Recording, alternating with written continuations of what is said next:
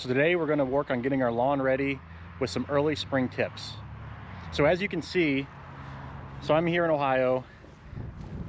We had I would say maybe a little bit of a rough winter. The lawn's sure looking rough.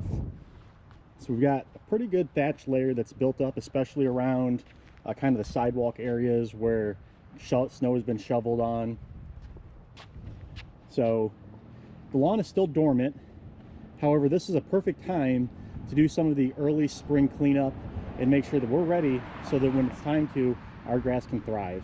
So the first thing you're going to want to do, if you haven't already developed a lawn plan, or you don't know what nutrients you'll need once your lawn does come out of dormancy, is you'll want to conduct a soil test. So our soil test is very simple. You purchase it on our website. We send you the soil test kit. So all you'll do is, with our soil test kit, when you receive it in the mail, you'll open it, you'll see that you'll have a soil test kit registration card. You'll need to keep that so you can register your kit, as well as a return envelope, so everything you need to drop it right back in the mail. So then you'll collect your soil sample and mail it back to us. Very simple, very quick process, and through that you'll know exactly what nutrients you need so that when your lawn does come out of dormancy, you can feed it properly. While I'm waiting on my soil test results, I can do a lot of prep though to get my lawn ready.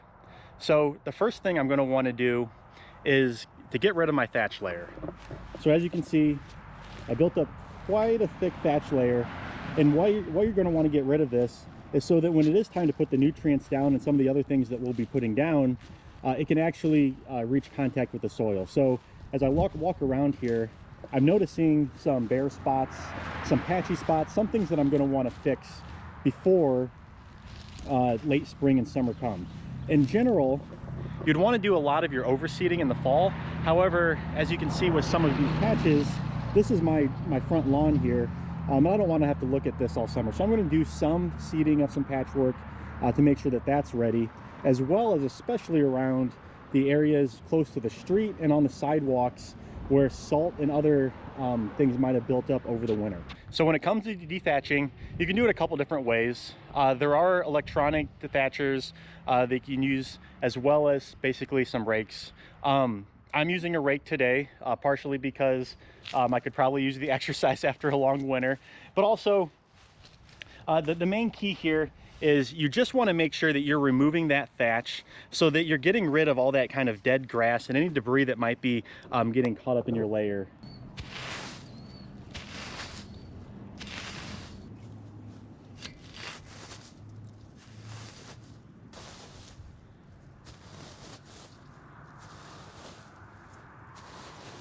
All right, now that you've dethatched, it's looking better already. Look at this area versus this that I still haven't.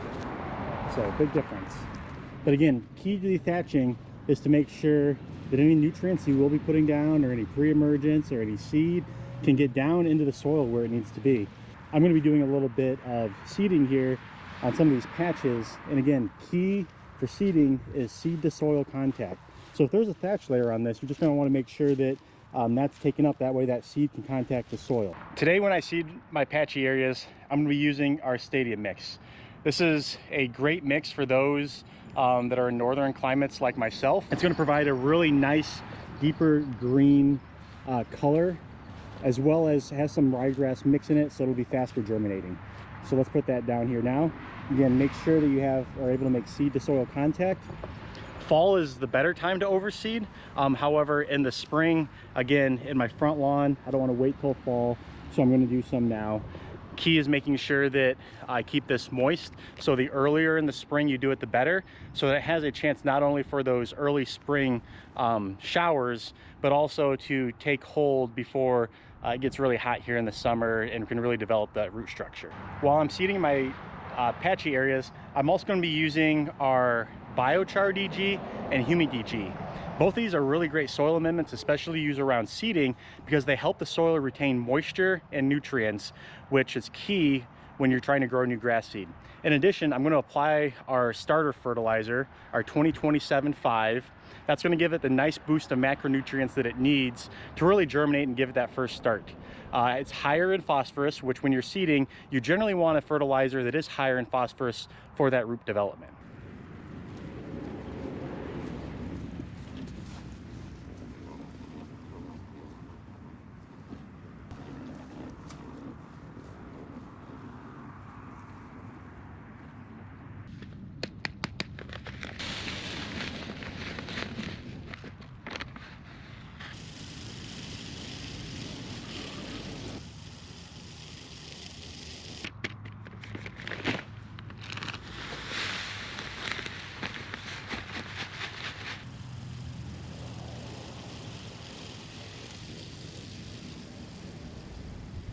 Now the great thing about the Humic DG and the Biochar DG that I just put down is that it's on our dispersion granular patented technology.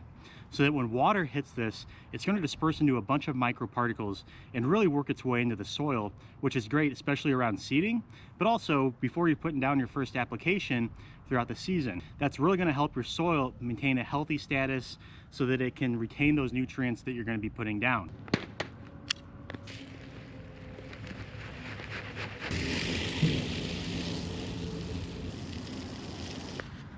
Now, many of you are going to want to put down a pre-emergent to prevent crabgrass. However, since I just overseeded or fixed some patches, I'm not going to put our pre-emergent on that new grass seed.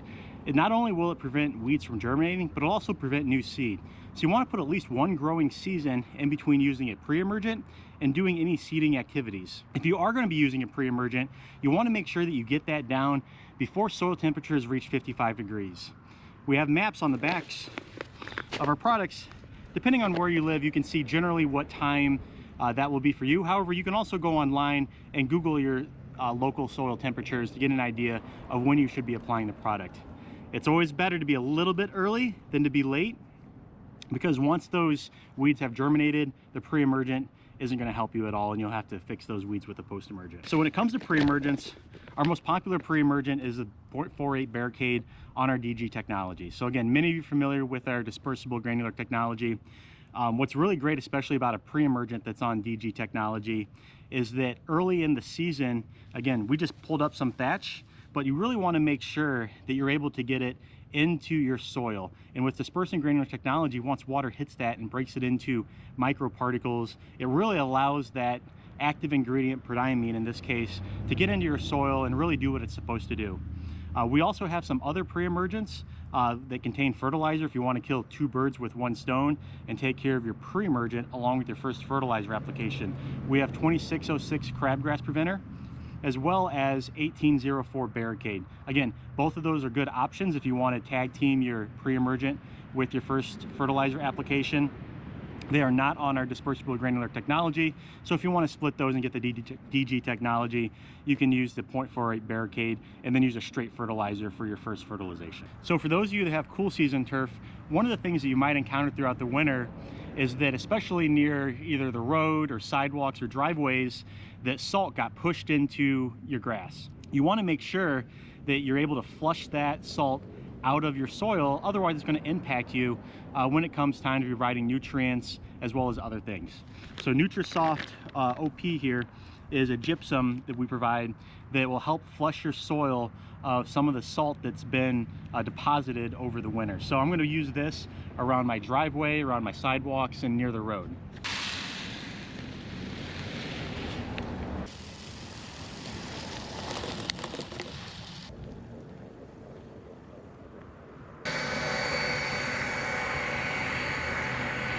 So that's it for some early spring lawn tips. Check back soon. Once we get our soil test back, we'll do some fertilizing.